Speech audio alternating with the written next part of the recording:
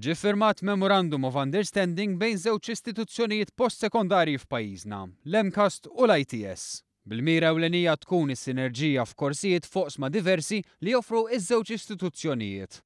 Dan fi proċess li qed jara l-Istitut tal-ITS Turistiċi jikkonkludi partnership agreements ma' diversi istituzzjonijiet, kemm lokali u kif ukoll internazzjonali, kif spjega Pier Fenek, id-Direttur Eżekuttiv tal-ITS.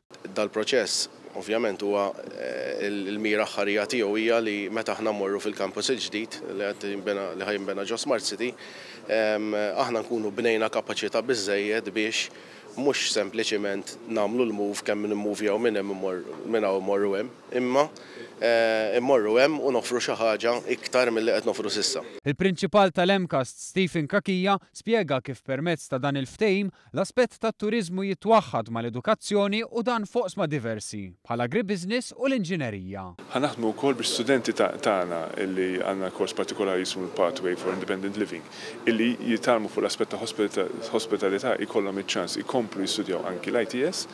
Ħankomplu wkoll naħdmu biex niżviluppaw korsijiet flimkien biex l-strengths tal-ITS u l-strengths tal-MCAST fejn jagħmel sens li jaħdmu flimkien f'korsijiet partikolari niżviluppaw dawn tip ta' korsijiet dejjem għal benefiċċju tal-istudenti tagħna u tal-istaff taż-żewġ entitajiet. L-istudenti se jibbenefikaw għaliex se jkollhom għażla aktar vasta ta' korsijiet minn fejn jażlu iżda mhux biss.